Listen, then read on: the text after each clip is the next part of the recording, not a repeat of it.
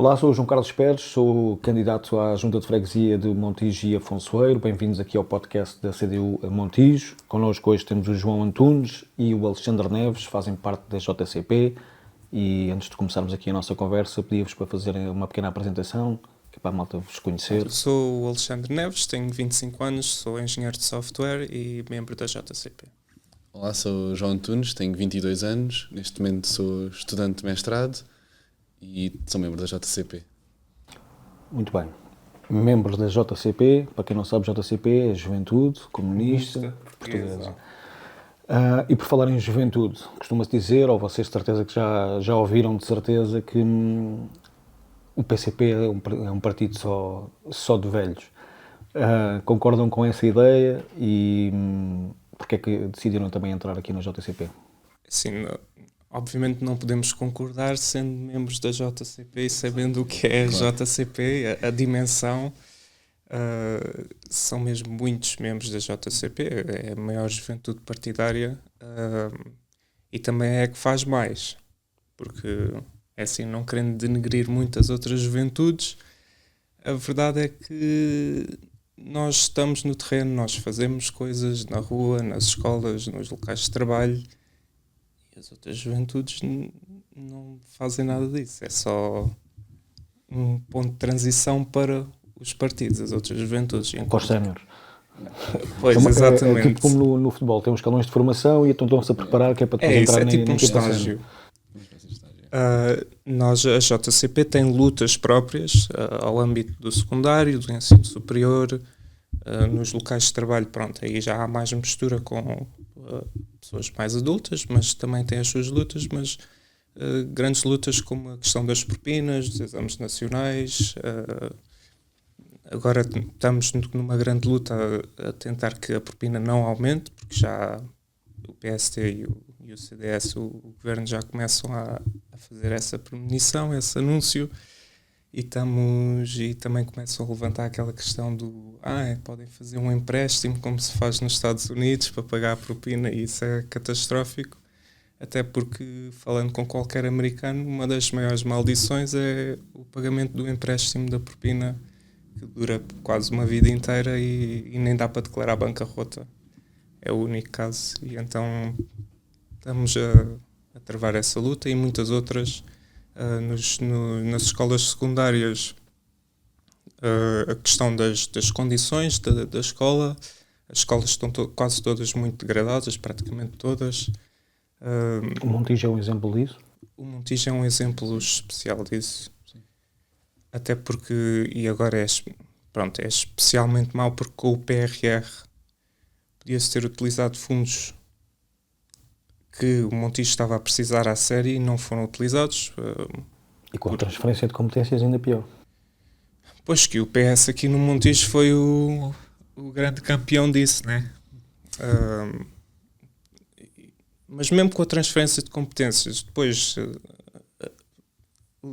executando bem o PRR, já se tinha feito qualquer coisa, mas o facto é que perderam-se dezenas de milhões de euros para as escolas ao não se utilizar o PRR.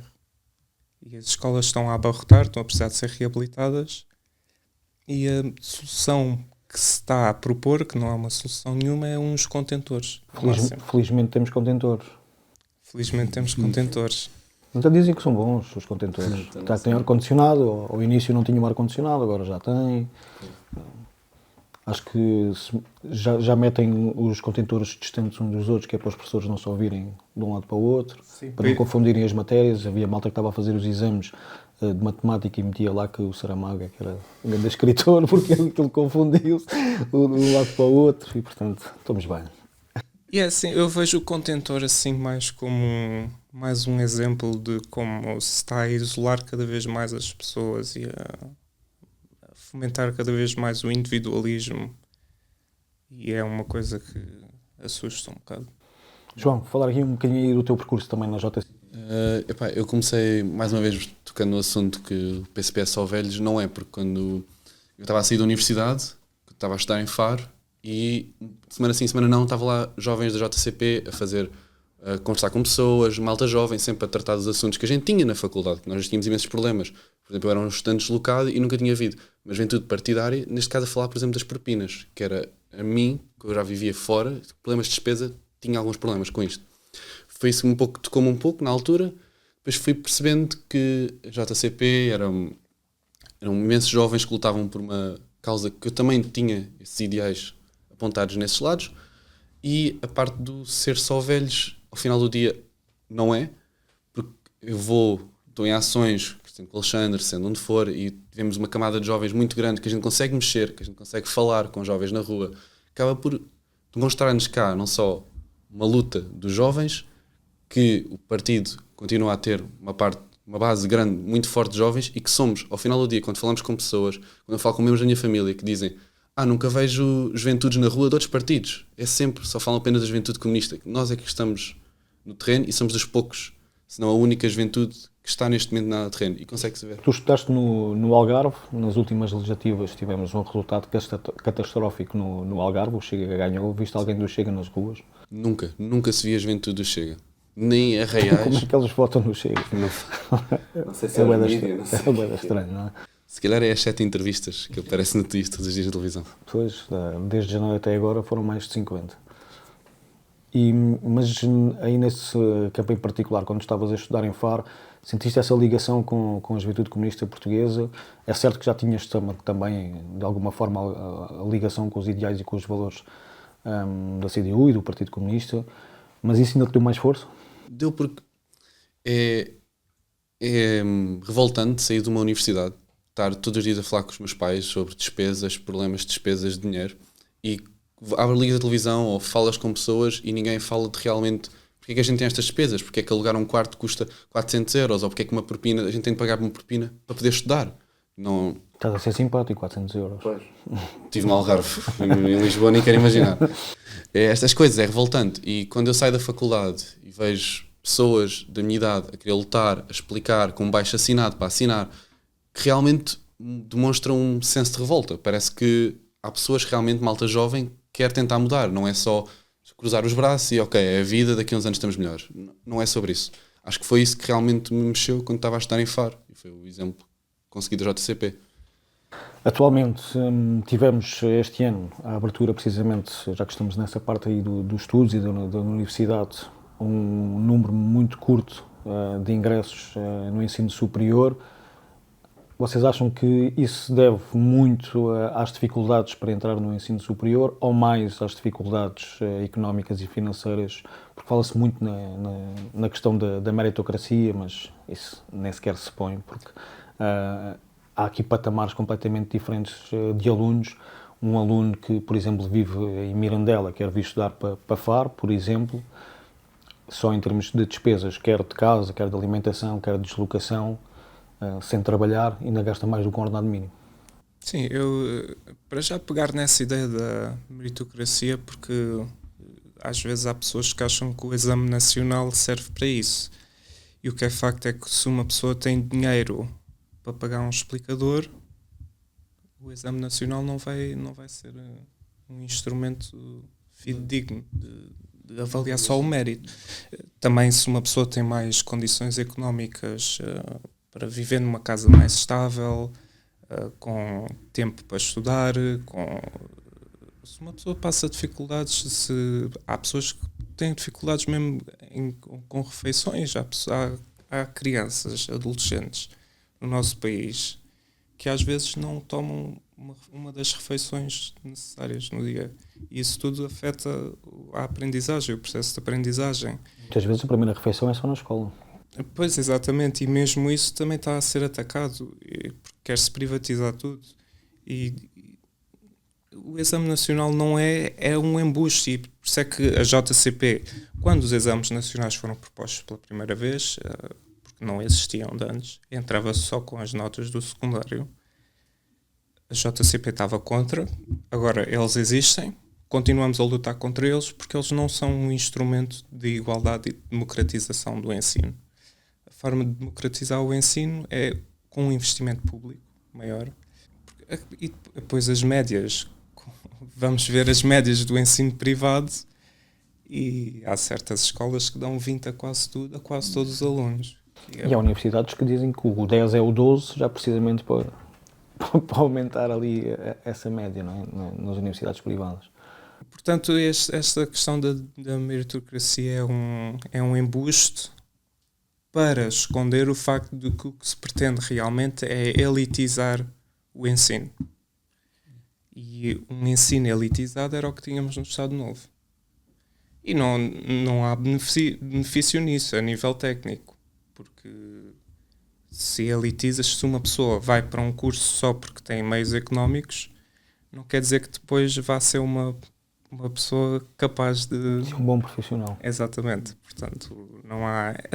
É hierarquizar a nossa sociedade como todos os aspectos da política de direita e o que ela pretende. Agora, voltando aos custos. Sim, o custo maior, a propina, não devia haver propina. É um facto. A JCP luta contra isso. Mas o maior fator, o fator que agora contribuiu para essa queda vertiginosa do número de ingressos no ensino superior, é o custo da habitação. Especialmente na zona de Lisboa, mas em todo o país é um flagelo. Não dá para pagar um quarto de 500, 600 euros, não dá para um aluno, não ingressa. Olha, vai logo para o mercado de trabalho, só que o tipo de trabalho que arranja é um trabalho muito precário. Sim, e ainda bem que falaste disso. Entramos agora já no mercado de trabalho. Finalizaste o curso em Faro. Sim. Como é que foi a tua entrada também no mercado de trabalho? Que dificuldades é que sentiste e ainda sentes? Eu acabei o curso há 2 anos, vai fazer agora 2 anos, e na altura eu queria ir para mestrado. Mas não tinha condições financeiras para pagar um mestrado e o Estado não ajuda em continuação de estudos. As bolsas que há e os apoios dos Estados não existem. Se eu quisesse fazer um mestrado, tinha de estar a pagar preços ridículos. Pronto. O que aconteceu é que tive de ir trabalhar. Na altura procurei muito trabalho, arranjar trabalho não foi complicado, eu arranjei foi muitos estágios não pagos, que hoje em dia é surreal.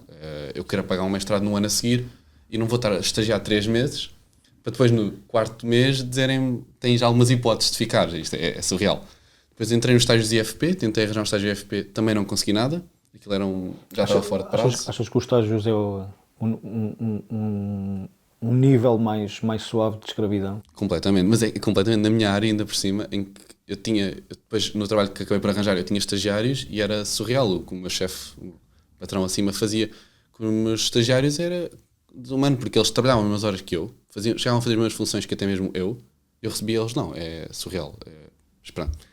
Depois acabei por conseguir arranjar trabalho, arranjei aqui no Montijo, fiquei lá 1 ano e o maior problema que eu tinha no trabalho, e acho que é que jovens trabalhadores têm muito em Portugal, é que não dá para crescer no emprego. É muito complicado crescer, fazer uma carreira em Portugal crescendo. Porque os cargos de cima é como se estivessem tapados. Já estão lá há muitos anos, as pessoas estão lá há muito tempo, e depois pedem-te mais experiência, mas depois para eu conseguir essa experiência, conseguir um mestrado ou o que for, tinha de estar a sair do meu trabalho para depois voltar. Isto não existe, é surreal. É um dos grandes problemas que pelo menos a gente tinha, como jovem trabalhador. E eu sinto que a gente tem. E assim da habitação. Pronto, seria outro caso. Sim, olha, falar aqui também, já falámos aqui dos problemas, de alguns problemas, porque são muitos, infelizmente, mas vamos direcionar agora aqui para o Conselho do Montijo. Como é que vocês olham também para as políticas de juventude que existem aqui no Montijo ou que não existem? Sim, acho que é mais que não existem. Acho que deste já aí um spoiler que é de facto não existem. E acho que se insere num quadro mais geral de... Eu diria que o comportamento do PS ao nível aqui do poder autárquico no Montijo, mas é geral. Mas no Montijo especificamente é de desprezo completo para a população. Sejam eles jovens ou menos jovens. E de qualquer pessoa que passe no Montijo vê porque as potencialidades do Montijo enquanto cidade são enormíssimas e depois o que é concretizado às vezes parece que é feito de propósito para ser mau. E eu não consigo perceber como é que pessoas que são do Montijo, como é o caso da maior parte dos autarcas do PS, dos outros partidos todos, como é que depois governam o Montijo assim? Porque não se faz nada para o interesse da população, ou quase nada, é tudo para os interesses dos fundos imobiliários. É basicamente isso, o que está a dominar o Montijo é só a especulação, é só constrói-se nem muito, mas constrói-se um prédio ao outro, mas depois não tem inserção urbanística, não tem planeamento, não tem nada. Então o PDM não existe desde 1997, só para já era nascido em 97. Não era. E quem é que estava no poder autárquico em 97? Era a CDU. Pois era.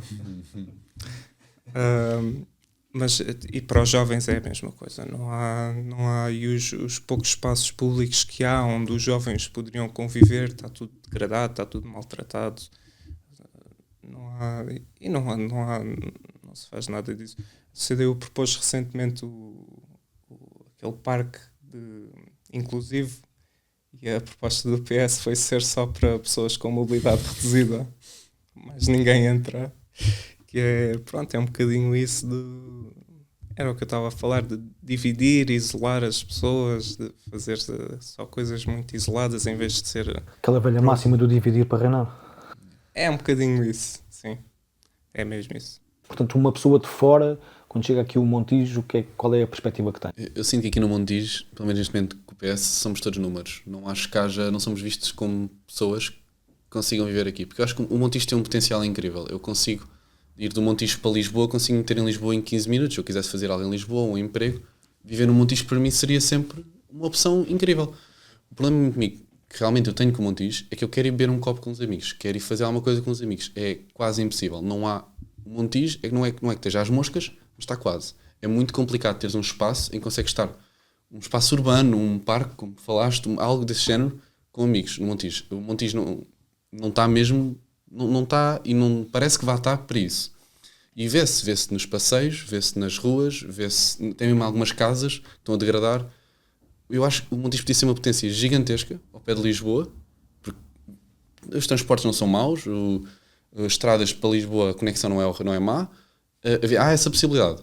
Mas ao final do dia somos todos vistos um pouco como números e não há como pessoas que realmente querem viver aqui e querem fazer vida e família e conseguir estar aqui. Acho que essa qualidade de vida é importante, pelo menos para nós, digo eu. E a tua primeira impressão quando chegaste aqui ao Montijo, qual foi o pensamento?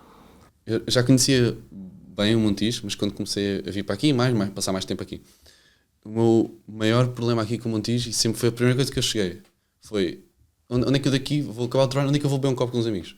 Eu sei que pode parecer uma coisa bem trivial, mas acaba por não ser trivial porque é o que faz, dá gosto à nossa vida de estar aqui na zona, de eu não ter de me mover para o outro lado. E depois abro o Google Maps e vejo bar ou whatever perto. Não há nada, não há um investimento nas pessoas, não há investimento na sociedade. São as minhas primeiras impressões, que é uma espécie de... Há um centro comercial muito grande. Mas em termos de investimento público, o que é que achas que falta também aqui ao Montijo, precisamente para ter essa vertente mais social? Um parque era capaz de ser interessante. Eu acho que espaços em geral, tipo espaços públicos, porque... Com atratividades, com dinâmicas. Claro. A zona ribeirinha, a frente ribeirinha. Exatamente, seria um bom sítio, só que sinto que não há essa progressão, não há essas ideias. Sinto que só partidos, como o Alexandre falou, CDU, que parece que pensam nas pessoas desse lado. Porque eu acho que seria interessante, por exemplo, ali a zona, até mesmo digo ali perto onde eu trabalhava, ali no Afonsoeiro, acho que há uma potencialidade para ter ali uma boa situação urbana, com parques, com sítios para as pessoas poderem passear, zonas verdes, acho que é importante. Acho que há um pouco falta disso. Sim, tu mencionaste um novo parque, mas o que é facto é que o parque municipal tem uma potencialidade incrível e depois vais lá e só te apetece ir embora, porque está tudo ao abandono. Atualmente então está um degredo total. Desde que fechou o Domes, as casas de banho completamente degradadas, o Domes a cair, aquilo é relva, às vezes dá pelo joelho, está completamente ao abandono. Quando esses projetos são feitos, faz sentido e é bom, mas depois têm de ser mantidos e dinamizados. Eu já nem digo minimizados, eu digo só, pelo menos mantenham o mínimo, mantenham as casas bem abertas, tratem das ervas, limpem as coisas. Só isso já ajudava imenso e nem isso é o mínimo dos mínimos. E nem isso era o que eu estava a falar. Parece que é um desprezo propositado para a população no geral e isso eu não consigo compreender. E estamos às portas das eleições e, curiosamente, por norma, de 4 em 4 anos é quando as autarquias que nada fazem, Lembram-se. costumam começar a trabalhar e a limpar os jardins e cortar as relvas. Nestas eleições em particular, por acaso, o PS nem isso tem conseguido fazer. Manutenção das estradas, buracos por tudo quanto é sítio, os passeios todos esburacados. Só para vocês terem noção, só há um calceteiro no Montijo e trabalha nos SEMAS. Logo por aí dá para perceber as dificuldades que existem, apesar dos 1000 funcionários que a Câmara tem, os 1000 trabalhadores. E nem isso tem-se visto atualmente, portanto é um bocado estranho, não é? Sim, é um bocado estranho para quem não olha, por exemplo, para o orçamento municipal, mas depois quem olha vê que estão lá, é quase metade do orçamento é para externalizações, que é como quem diz privatizar. O passa-cheques. O passa-cheques, e é um passa-cheques, ao menos pagas mais para o privado, porque tens de pagar o lucro. Não só pagas o trabalho, como pagas o lucro. Mas pelo menos se o trabalho fosse feito, ok, tudo bem.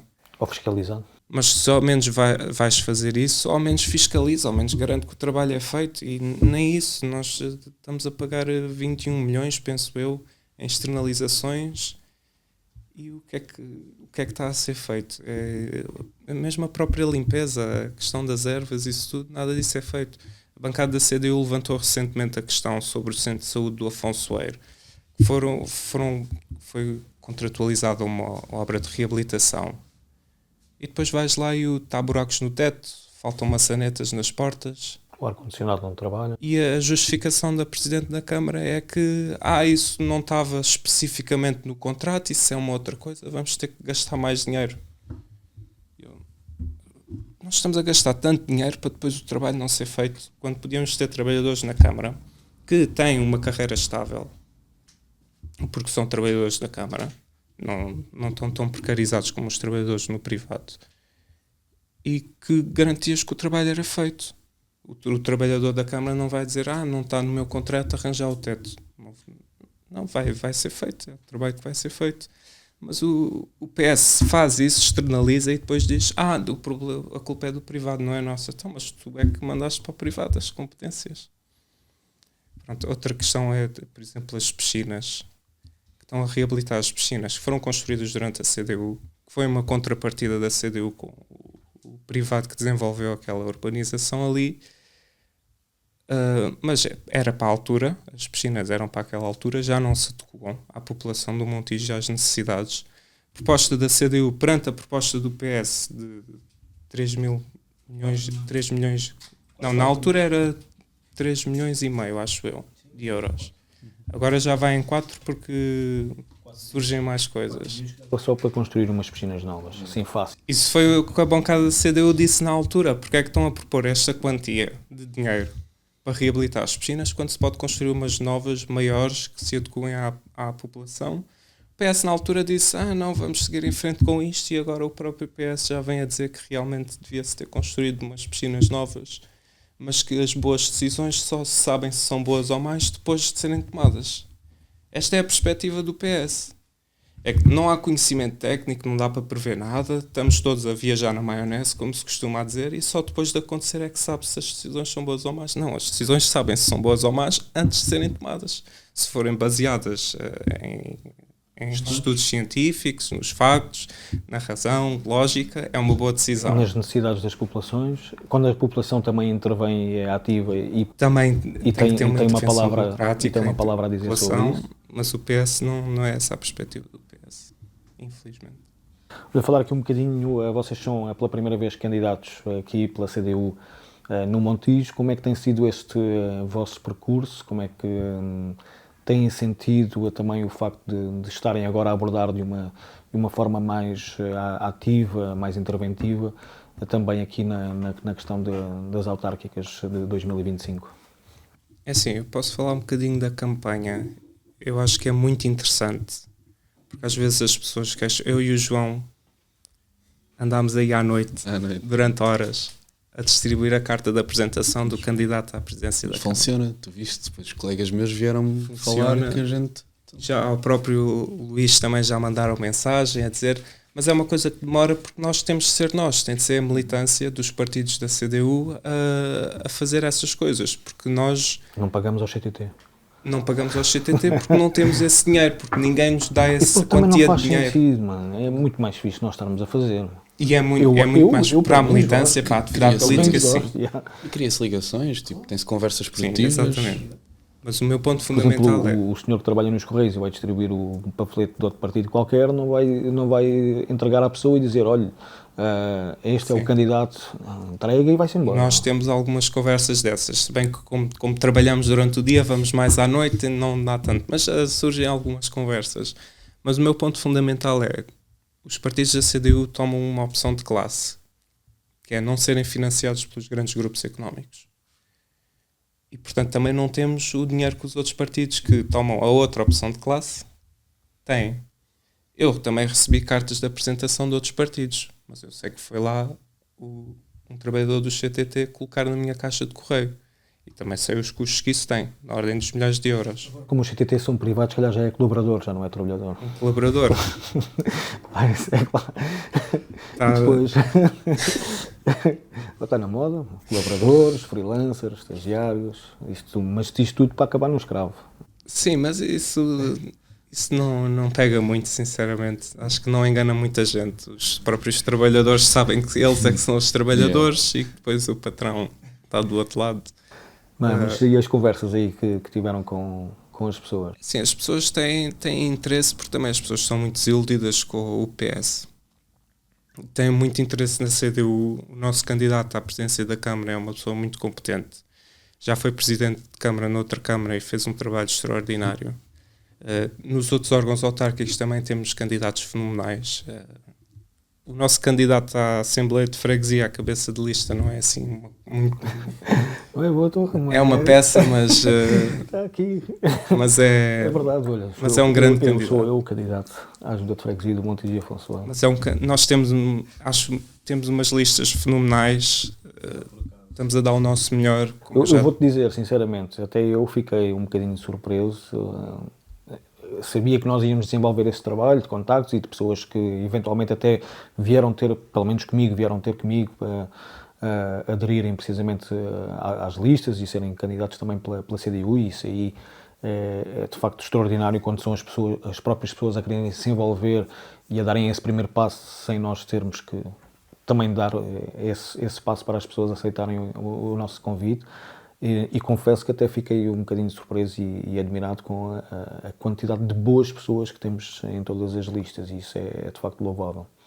Sim, acho que também é de assinalar a quantidade de independentes que temos, mas não é aqueles independentes como certas candidaturas que estavam no PS há anos e anos e depois não são escolhidos como candidato e passam a ser independentes e juntam tudo desde o CDS ao Bloco de Esquerda e depois não sei se muita gente vai cair nesse engodo, eu espero que não, mas os nossos independentes são mesmo independentes no sentido de são pessoas da terra, são pessoas da população, são professores. E que se revêem também no projeto autárquico da CDU. Um projeto de melhoria das condições de vida dos montigenses, um projeto que tem atenção os montigenses, que não despreza os montigenses. E só isso já conseguimos agregar montes de gente que, apesar de não estar afiliada em nenhum dos partidos da CDU, acompanha o nosso projeto. E tu, tens aí alguma história engraçada aí das campanhas? A gente tem tentado a distribuir à noite, e há pouco tempo eu estava no trabalho ainda, trabalhava, e vieram-me falar comigo que tinham ido lá papéis nas casas deles. Lembro-se que a gente tinha metido, foi no Aria. Foi no Esteval, no Corte de Esteval. Foi no Corte de Esteval. Fizemos o Esteval todo numa noite. Foi nessa noite. E veio uma chefe falar comigo, mas isto é o quê? Vocês são os seus correios ou são mesmo vocês? Não, fui eu que estive ontem até às 11 da noite a entregar papéis e tal. E essa pequena conversa, essa pequena conexão que eu tive com o meu chefe, que até é um indivíduo que é capaz de votar e vive aqui no Montijo, é capaz de votar no Partido Comunista e na CDU, essa conversa pequena que eu tive com ele, esta conexão em que ele perguntou-me o que é que vocês têm feito, como é que está a correr a campanha, o que é que vocês estão a defender, e é estas pequenas coisas que faz com que acho que a campanha e o nosso trabalho tenha a sua beleza, a sua incentivo, a sua luta. Eu acho que é estas pequenas coisas. É muito mais difícil fazer uma campanha como nós fazemos na CDU, porque estamos de alguma forma obrigados à militância e a quem queira participar, mas é muito mais saboroso quando essas pessoas desejam participar e estar precisamente a trabalhar em prol daquilo que é uma campanha autárquica e tudo aquilo que envolve. E essas dificuldades são ultrapassadas precisamente depois quando nós vemos que, passo a passo, mesmo que seja um pouco mais devagar e mais moroso, mas vamos alcançando os nossos objetivos. Sim, e alcançá-los com integridade, com os nossos valores, com consciência tranquila. Nós estamos completamente livres para defender os interesses da população. Podemos ter mais dificuldades a fazer a campanha, podemos não ter tanta propaganda política por aí a circular e a mudar, e como outras candidaturas, mas se chegarmos ao poder autárquico, e temos provas dadas em onde quer que tenhamos o poder autárquico. Provas dadas rumo ao futuro. Provas dadas rumo ao futuro. Qualquer autarquia onde temos o poder autárquico, vê-se que o interesse principal é da população. É o interesse da população. Olha, estamos a chegar ao fim do nosso tempo, portanto, agora para finalizar, imaginem que eu estou a acabar o 12º ano, não falta muito, estou no 11º, portanto, estou praticamente a terminar o 12º ano. O que é que vocês me diziam para eventualmente poder integrar os quadros da Juventude Comunista Portuguesa? É assim, para a JCP, nós só precisamos de... Para entrares, basta quereres lutar. Pensava que ias dizer só para escrever o papel. Não, isso não. Também não é qualquer pessoa, mas qualquer jovem. Sim. Por ser jovem, nós entendemos que toda a gente tem percursos diferentes, perspectivas iniciais diferentes, mas desde que um jovem ache que a injustiça não é para existir, é para lutar para corrigir todas as injustiças, é um potencial 4 para a Jota. E nós, por isso é que vamos às escolas secundárias, por isso é que vamos aos locais de trabalho, falar com a juventude, para encontrar essas pessoas, para as integrar na luta e para as fazer perceber que há injustiças, mas que é possível corrigi-las, mas só de uma forma organizada. Ou seja, porque a forma como a nossa sociedade está estruturada, não é possível só uma pessoa isolada, enquanto indivíduo, alterar a sociedade. Mas em conjunto e de forma organizada, de forma consciente, de forma bem pensada, de forma convicta também, com convicção, é possível, e isso a história mostra-nos, que é possível alterar a sociedade para melhor. E é essa a grande missão da Jota, e é esse tipo de pessoas que nós procuramos para integrar a Jota.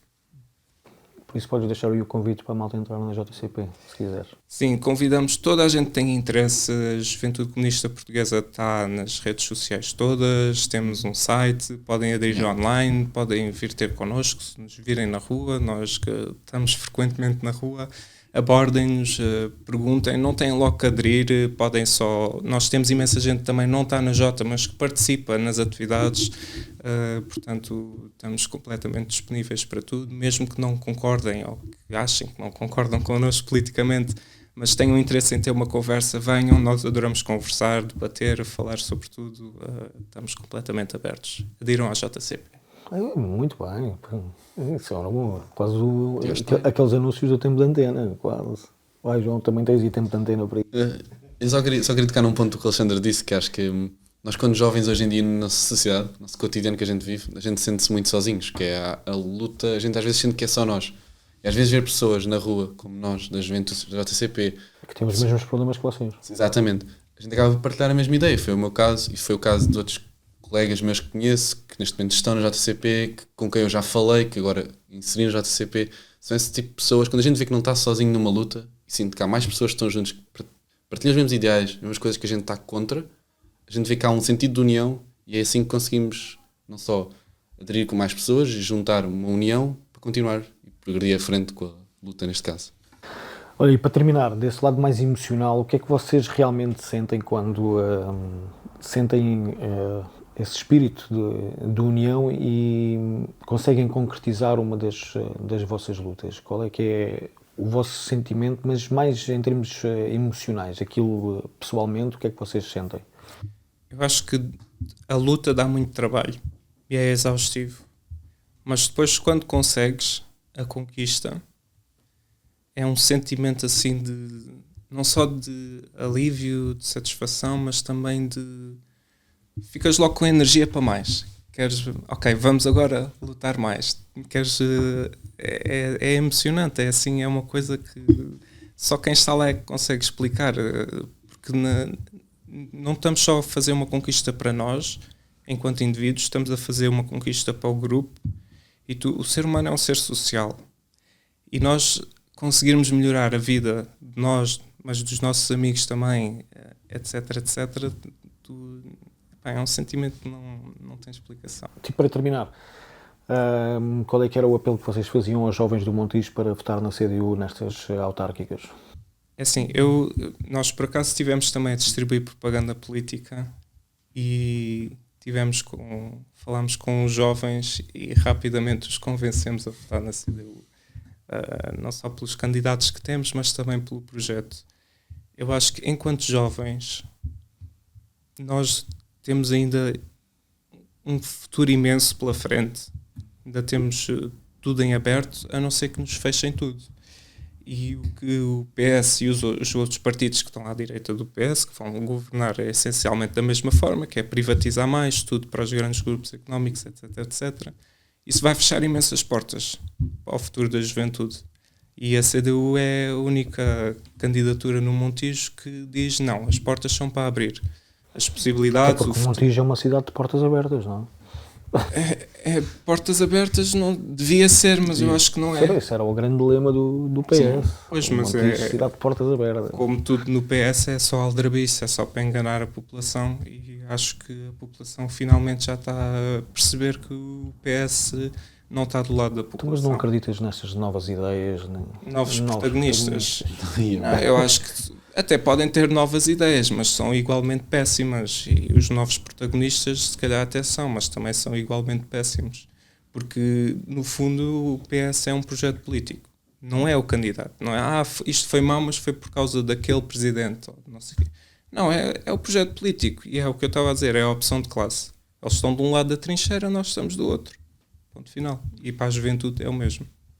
João, faz e deixa aí o teu apelo para os jovens e não só, sim. Mas neste caso particular, até porque estamos muito aqui a falar da juventude, o apelo que possas fazer para os jovens votarem na CDU aqui no Montijo. Como o Alexandre falou, a gente falava com jovens e a gente sentia...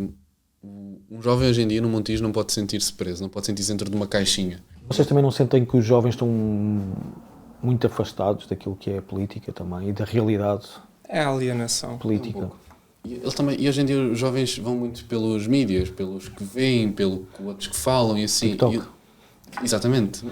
Mas também a gente consegue ir lá por conversa, porque hoje em dia o jovem não vai estar interessado, por exemplo, em ler um livro ou assim, mas conversar com eu ou o Alexandre, estejamos na rua, porque a gente vê que eles dão conversa, eles estão interessados. Mas porquê é que achas que tem mais impacto um vídeo de 15 segundos no TikTok do que uma conversa connosco para aí 30 minutos? Não tem. Não tem?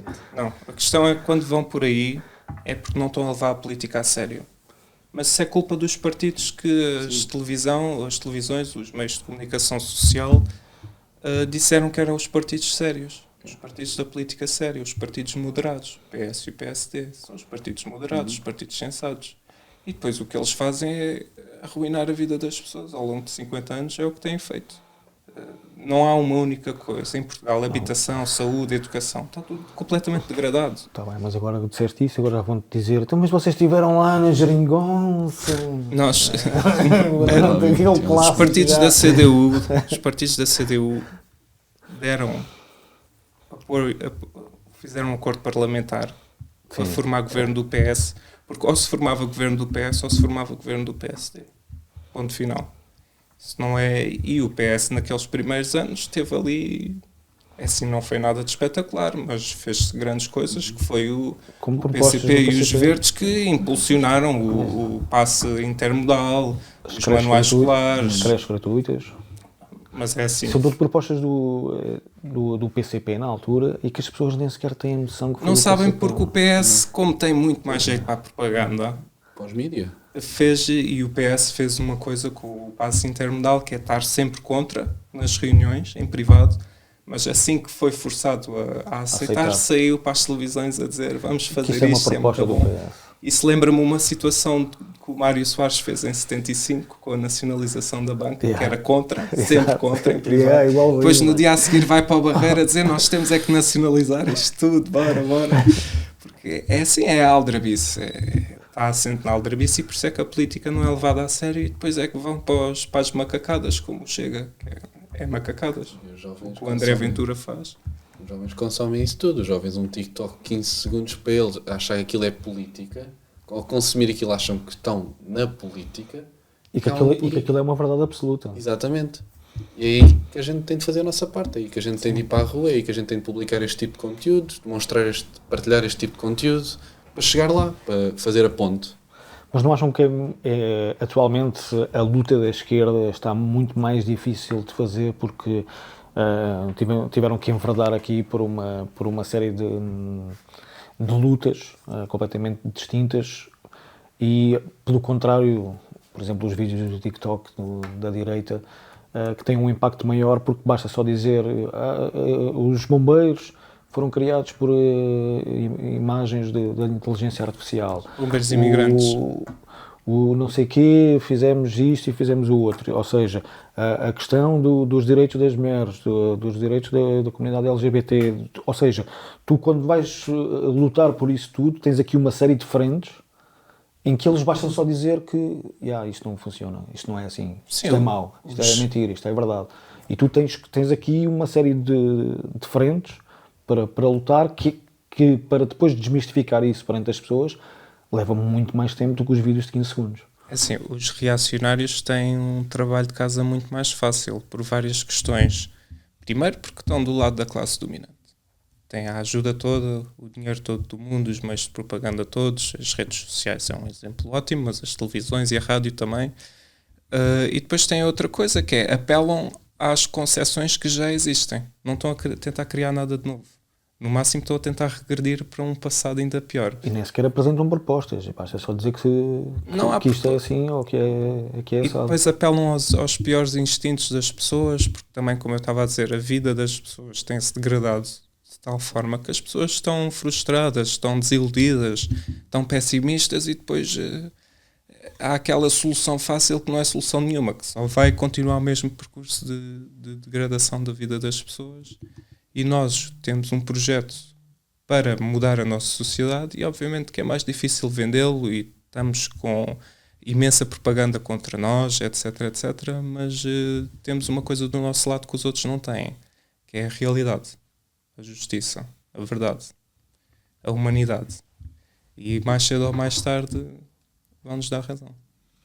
É isso, e esperemos que sim. Esperemos que não pela questão da razão, mas pela questão da opção ser a mais viável, que nestas eleições autárquicas a CDU consiga ter precisamente essa força por parte do povo e das populações, e dos jovens e dos menos jovens, porque o teu voto conta, a tua vida importa. Não é?